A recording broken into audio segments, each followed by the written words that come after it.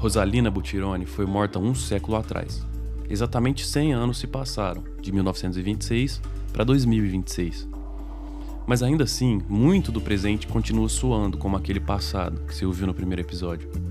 E como a gente prometeu, agora é hora de entender o que, de fato, mudou desde então. Ou o que não mudou também.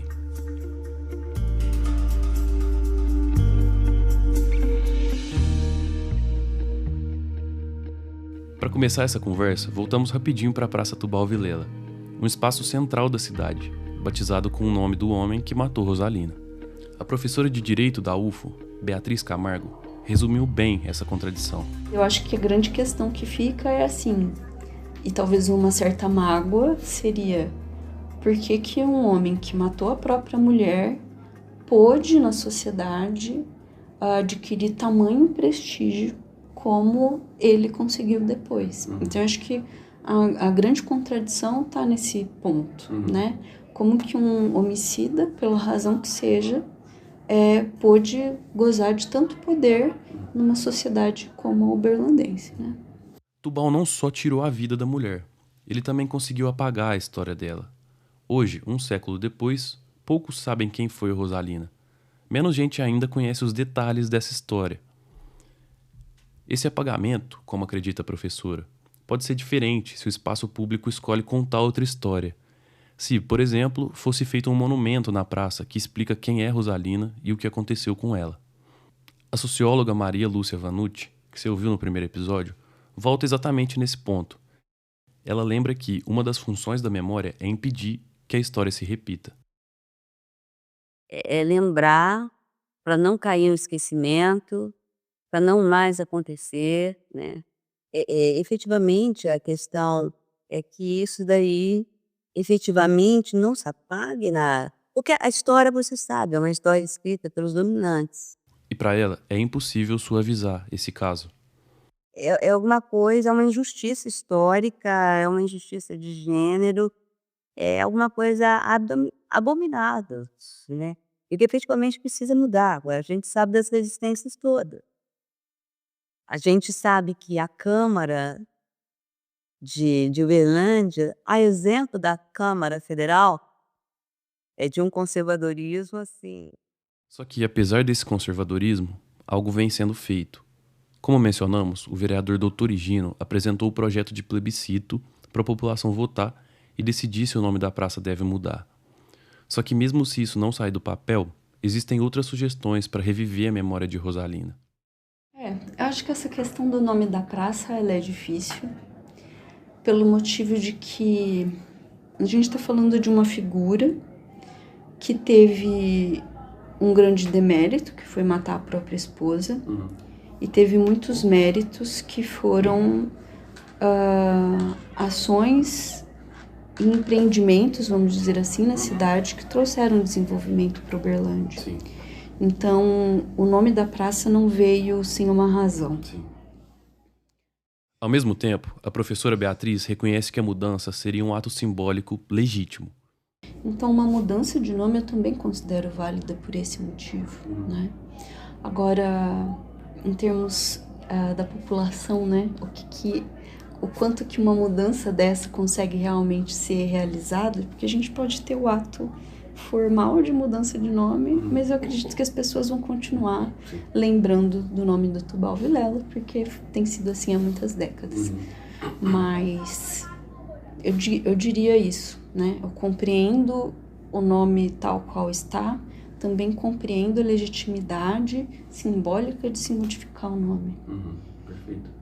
Para ela, mais importante que o resultado do plebiscito é o movimento que ele cria na cidade.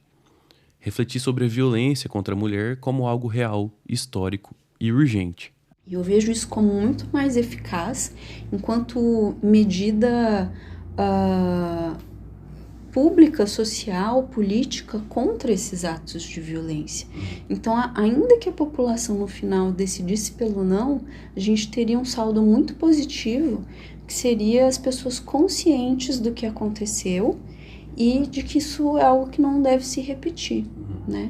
Inclusive, um monumento, né, como você havia comentado, se isso fosse colocado na praça, é algo que as pessoas parariam, leriam, se instruiriam. E eu acho que isso realmente teria um grande poder transformador. Durante a conversa, Beatriz destacou uma alternativa interessante, que é observar como outros países têm lidado com monumentos controversos e com a manutenção de nomes de espaços públicos que homenageiam pessoas envolvidas em episódios históricos dolorosos ou até mesmo que fazem referência direta a esses próprios episódios. E um exemplo marcante disso é o chamado Monumento contra o Fascismo, de Johann Goetz e Esther Shalev, instalado em 1986 em Hamburgo. Depois dá uma olhada no meu Instagram, @juanmadeira_. Coloquei a foto desse local lá. Era uma coluna de chumbo de 12 metros, onde as pessoas eram convidadas a gravar seus nomes, suas mensagens de resistência. E conforme a superfície ia sendo preenchida, o monumento descia, propositalmente. Aos poucos, desaparecia no chão até ficar completamente submerso, 7 anos depois da instalação. A ideia era simples, mas significativa. A memória não se preserva sozinha no bronze de uma estátua. Ela precisa ser mantida viva pela população. Ela depende da consciência coletiva e da disposição de se lembrar. E é isso que a professora resume bem. É você esclarecer a população do que se trata. Por exemplo, é uma discussão que se tem muito na cidade de São Paulo sobre o monumento às bandeiras, né? Que, enfim, se discute o papel negativo dos bandeirantes, mas aquilo é uma obra de arte e que também conta da consciência política das pessoas no momento em que aquilo foi erguido. Então, eu acho que em termos de narrativa histórica, de consciência da população, até manter o que foi, tem um papel importante na pedagogia, né, social.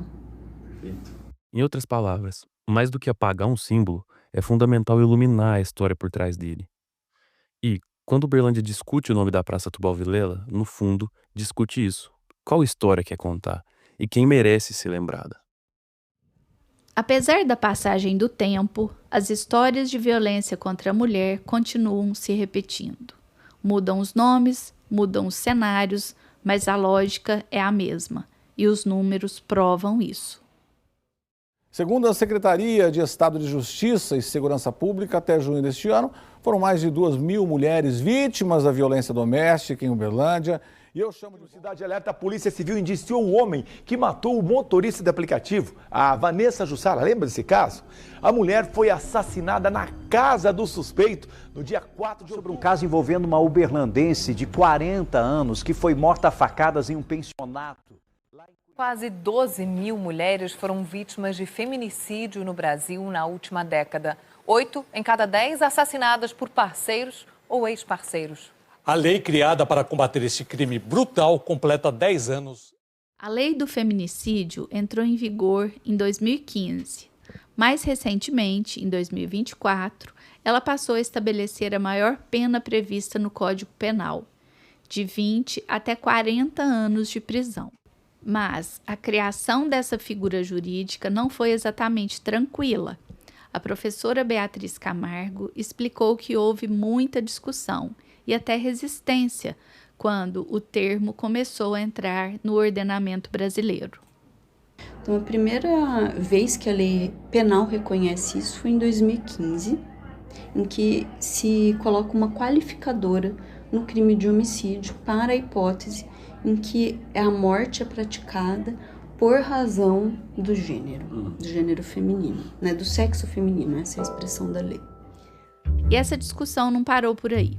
Em 2024, o feminicídio deixou de ser uma qualificadora do homicídio e se tornou um crime autônomo, um tipo penal próprio, separado. E isso não é só um detalhe técnico, porque muda como o Estado nomeia e reconhece essas mortes. Qual que era a discussão na época? Que matar alguém já era crime, por que você teria uma figura específica do feminicídio, da perspectiva legal?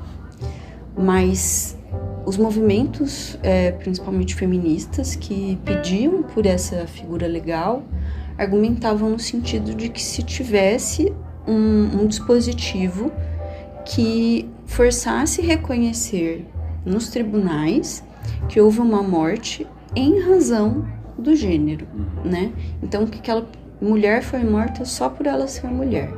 Então, um reconhecimento social dessas situações.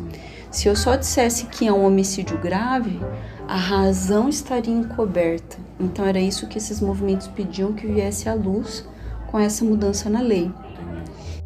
E é exatamente aí que mora a questão. Tratar o caso como homicídio comum oculta o motivo real da violência. A mudança atendeu a uma demanda dos movimentos feministas, nomear claramente o que de fato está acontecendo. Beatriz reforçou que isso também tem um impacto direto na produção de dados. Quando existe um dispositivo específico, é possível quantificar com clareza quantas mulheres estão morrendo pelo simples fato de serem mulheres. Porque quando isso vai ser registrado nas delegacias de polícia, nos próprios processos no judiciário, você consegue, pelo dispositivo legal, identificar qual é a razão. Antes de retornarmos aos aspectos jurídicos, vale você entender de onde surgiu o termo feminicídio. Ele foi difundido na década de 1970, com a socióloga sul-africana Diana Russell, que usou a palavra para descrever assassinatos motivados pelo gênero da vítima. A ideia ganhou força e um caráter político, principalmente a partir do final dos anos 1990, depois dos massacres de mulheres em Ciudad Juárez, no México. Situada no norte do México, Ciudad Juárez é, há anos, uma das regiões mais prejudicadas pela onda de violência ligada ao narcotráfico. A situação na cidade afeta principalmente a população feminina, vítima de constantes assassinatos e desaparecimentos. A pesquisadora mexicana Marcela Lagarde ampliou o conceito e disse que há responsabilidade do Estado nessas mortes em razão do gênero, pela omissão, pela falta de investigação, pela impunidade. Por isso, ela define o feminicídio como um crime de Estado. O Juan conversou sobre isso com a socióloga Maria Vanucci. Agora, essa violência contra a mulher resulta, em feminicídio, em mortes e tal, ela é um recado dos homens aos outros homens e às mulheres, de afirmação do poder masculino. Nesse ponto, ela cita a antropóloga argentina Rita Segato, que define o feminicídio como um poder de dominação sustentado por toda uma estrutura social, um sexismo profundamente arraigado. É um processo de objetificação da mulher, Isso vai acontecer com a Rosalina, e outras tantas mulheres. E o mandato de dominação, esse território, é meu. E os efeitos dessa violência se distribuem de maneira desigual. Recaem com mais força sobre mulheres das classes mais pobres e, sobretudo, sobre mulheres negras, expostas a um maior preconceito e vulnerabilidades. Segundo o Fórum Brasileiro de Segurança Pública, em 2024, mulheres negras foram 63,6% das vítimas de feminicídio no país, embora representem cerca de 55% da população feminina. Com esse olhar, fica claro que a violência de gênero atravessa fronteiras sociais e até geográficas, se espalhando por todo o país. Então, eu acho que o Uberlândia não é um caso emblemático, como é, por exemplo, o caso da Ciudad Juárez, Mas isso não significa que os números daqui não sejam graves, muito pelo contrário.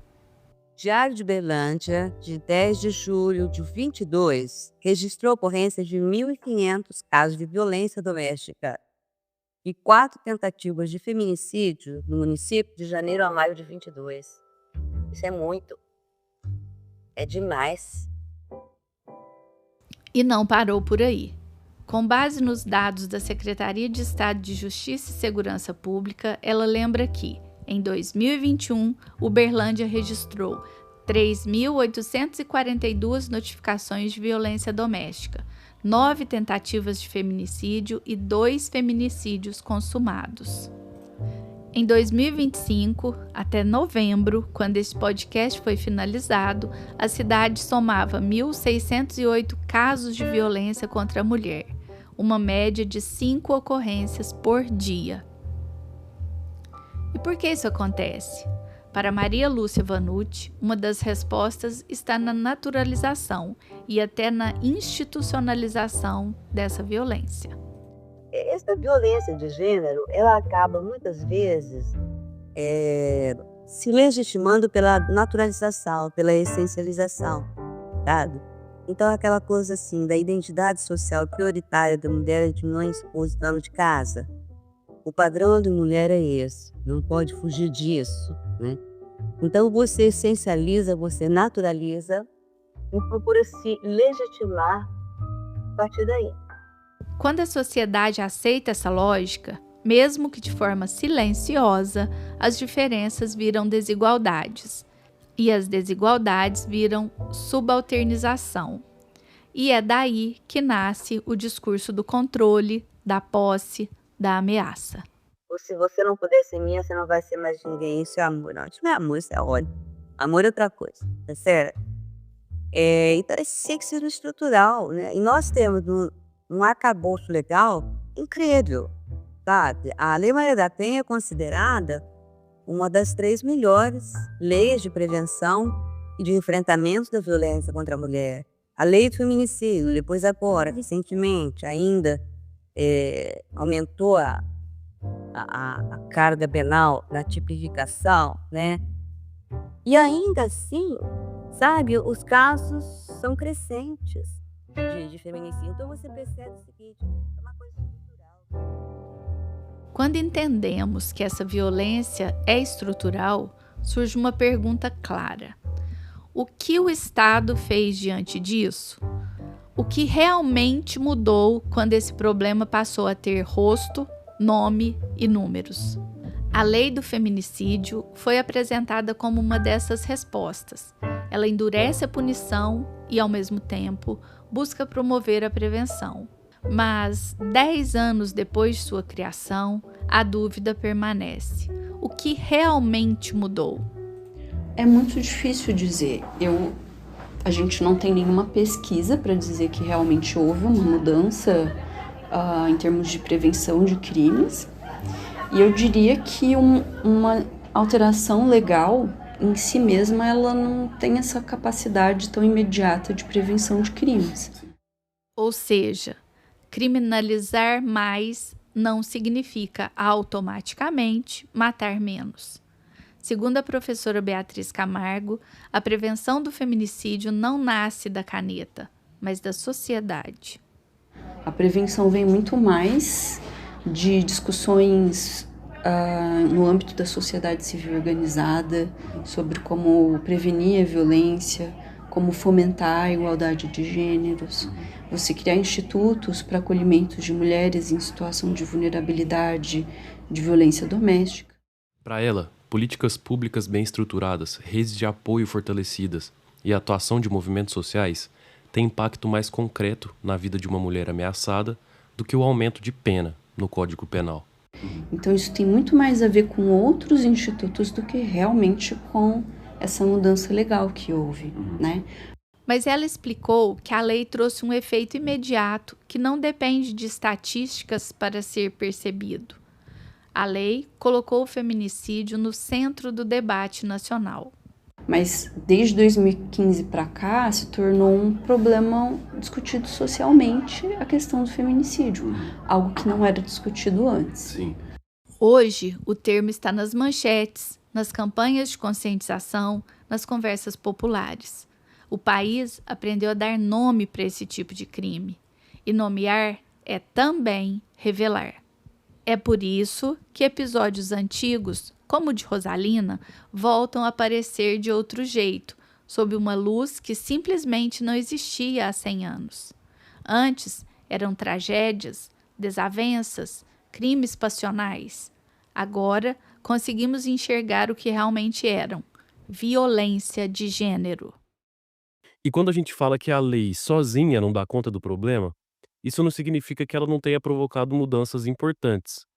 Pelo contrário, depois de 2015, uma das transformações mais visíveis aconteceu exatamente no peso da pena pelo crime. Beatriz Camargo lembra que, quando o feminicídio foi finalmente tipificado, ele ganhou uma gravidade inédita na legislação brasileira. Esse delito agora ele tem uma pena máxima de 40 anos. A gente ainda não tinha uma pena dessa magnitude no nosso código, o que significa que matar um homem tem uma pena máxima muito menor do que matar uma mulher por ela ser uma mulher. Mas como se acompanhou o raciocínio até aqui, já percebeu que o debate é mais profundo do que só contar anos de cadeia. A pergunta que surge é: uma pena maior realmente ajuda a impedir o crime? Eu não posso te dizer que uma pena de 40 anos vai ser mais eficaz do que uma pena de 30 ou de 20, né? Ela citou um ponto clássico da teoria penal do século XVIII, que é do jurista Cesare Beccaria. Que dizia que a certeza das penas era muito mais eficaz, na visão dele, para a prevenção de crimes do que a magnitude das penas. Em outras palavras, não é a dimensão do castigo que muda comportamentos, é a certeza de que ele vai acontecer. E aí, de novo, o foco volta para o que a gente tinha conversado antes. Políticas públicas, redes de acolhimento, educação de gênero e mobilização social. A lei ajudou a nomear o problema. Quem pode ajudar a reduzir os números é a sociedade. Ainda assim, Beatriz destaca que a tipificação do feminicídio representou um marco simbólico fortíssimo. Porque foi um marco, eu digo como testemunha da história, foi um marco a partir do qual começou a se dizer que não é tolerável que homens matem suas mulheres porque elas não querem mais estar com eles. Entendi. E essa mudança de discurso mexe em muitas camadas, dentro das casas, das escolas e dos processos de formação. Dizer que certas atitudes machistas não são mais toleráveis. Isso tem a ver com a educação das crianças nas escolas, pelos pais, até das mulheres também, que muitas vezes trazem essas visões para os próprios filhos, dos homens. Mas existe uma parte dessa discussão que costuma ficar de fora e que Beatriz fez questão de destacar: a necessidade de olhar não apenas para as vítimas, mas também para os agressores. Falamos sobre a mulher como alvo da violência, mas quase nunca voltamos o olhar para quem a pratica e para o que poderia ter sido feito antes disso acontecer. Algo que a gente não endereça, porque nessa discussão a gente fala o tempo todo da mulher como vítima, mas a gente em momento nenhum fala do olhar sobre o homem. E eu arrisco dizer que se a gente fosse capaz como sociedade de trazer esse olhar para os homens, os potenciais agressores, com respeito e não com exclusão, a gente seria capaz de promover muitos avanços. E não é só por empatia, é por leitura de realidade. Os números mostram que a mesma cultura que produz agressores também produz vítimas. O número de homens mortos é infinitamente superior ao de mulheres mortas. O número de talvez 3 a 4 mil mulheres mortas no ano para talvez 40 mil homens mortos de forma violenta. A professora comentou ser uma lógica que cobra dos homens silêncio, dureza, autocontrole absoluto. Um dos fatores que transforma fragilidades em violência, contra si e contra outros e outras. Então a verdade é que os homens, eles são os principais assassinos, eles são a maior parte das pessoas que matam, mas eles também são a maior parte das vítimas. Muitas vezes eles não têm a permissão de falar sobre os seus sentimentos. Eles trazem consigo muitos conflitos que não podem ser exteriorizados e uma expectativa de que eles lidem sozinhos com isso. Isso se expressa como uma forma de violência externa ou interna. Por isso que o número de suicídios entre homens também é muito maior do que o suicídio entre as mulheres. No fim das contas, reduzir tudo a aumentar a pena seria ignorar a complexidade do que está por trás dessas mortes. Então, dizer que é uma questão de lei, eu acho que é empobrecer as questões de fundo realmente envolvidas nessa questão, né? A transformação, de fato, depende de muito mais gente e de muito mais lugares do que apenas o tribunal. Voltando para a morte de Rosalina. Quando o caso chegou ao tribunal, na década de 1920, o Brasil vivia sob um conjunto de regras jurídicas muito diferente do atual. Naquela época, havia um decreto que permitia a absolvição de acusados que alegassem estar em estado de intensa perturbação emocional, que é chamado de privação dos sentidos. E a legislação previa que uma pessoa que estivesse, por qualquer motivo, numa situação de privação dos seus sentidos, e a violenta emoção seria um caso desses, ela também poderia ser excusada do ato criminoso que ela praticou. Era um raciocínio jurídico simples. Se o acusado dissesse que perdeu o controle por uma emoção extrema, isso poderia afastar sua responsabilidade penal. Então o argumento era: eu fui tomada de tamanha emoção que eu perdi completamente o controle daquilo que eu estava fazendo. Então eu não mereço ser punido por isso, porque eu não podia agir de outra forma, não conseguia agir de outra forma. É dentro dessa lógica que a absolvição de Tubal precisa ser entendida. Num tempo em que a honra masculina tinha grande valor, casos de suposta traição eram usados para justificar até mesmo a morte. Sim, se o júri reconheceu isso, e o argumento era: um homem traído pela sua esposa, com a sua honra ferida, perde absolutamente o controle, é tomado pelas emoções, isso seria uma razão legal na época, tá? Para absolvê-lo. Entendi. Hoje, essa justificativa não existe mais. Isso hoje não está assim na nossa lei. A nossa lei não permite mais essa forma de justificação, né? De escusa para a conduta. Entendi. Tá? Mas na época isso era legal. Beatriz comentou que a privação dos sentidos é uma tese antiga, prevista em decretos passados. Já a chamada legítima defesa da honra, que pode ser relacionada também ao caso de Tubal, nunca esteve expressa em nenhum Código Penal brasileiro. Nosso Código de 1830 não prevê isso, nosso Código de 1890 não prevê isso, e o nosso Código atual de 1940 não prevê essa hipótese. Ela diz que o argumento surgiu da prática jurídica, não da legislação. Então, é uma situação aventada principalmente no contexto da prática jurídica. E aí a gente precisaria ter acesso a fontes históricas mais precisas para poder dizer com certeza quando inicia. Mas o que a gente com certeza pode dizer é que ao longo do século passado, a gente teve, sim, com muita frequência, absolvições com base nessa tese. E talvez o caso mais emblemático que todos conhecem é o caso do Doca Street, né? Se você quer saber sobre o caso de Doca Street, que matou Ângela Diniz, recomendo ouvir o podcast Praia dos Ossos, da Rádio Novelo.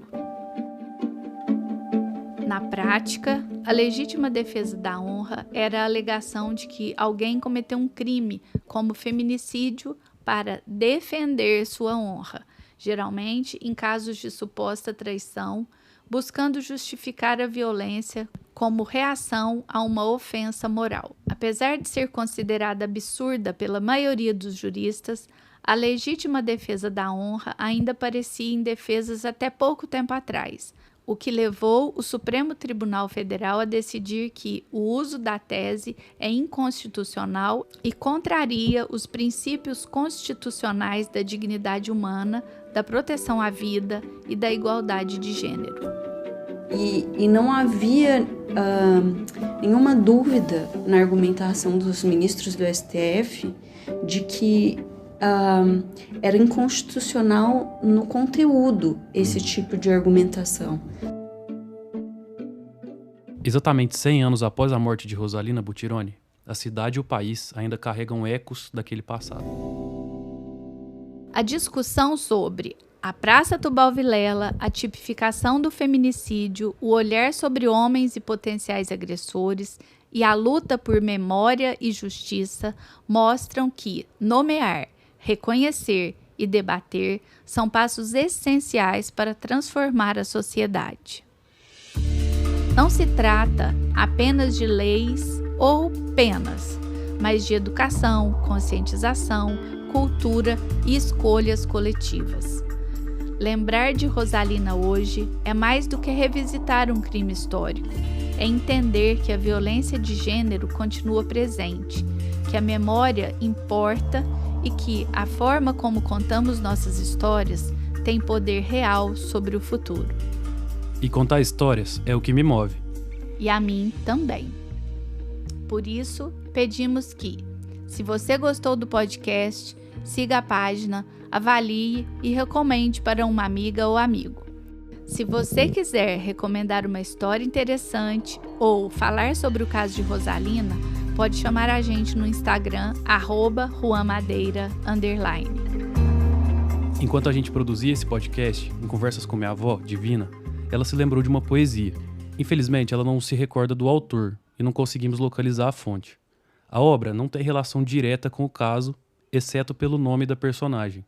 A poesia é a seguinte: Nasci no Rio Grande, criei em Faxina, lugar que criou formosas meninas, rainha das flores, era Rosalina. Lá eu tive estudo, tive disciplina, aprendi a amar, amor que me ensina.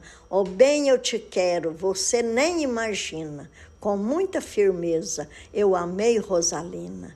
Os irmãos souberam, fizeram rotina, compraram revólver, também carabina. Se eu morrer por ela, eu cumpro a minha sina. Precisei mudar para o estado de Minas. Em uma madrugada caía neblina. Meus olhos choravam, orvalha campina, por nunca mais te ver, linda Rosalina.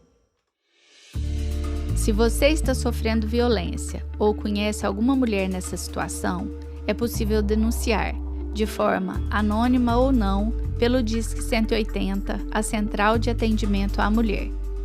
Em situações de emergência, acione imediatamente a Polícia Militar pelo número 190.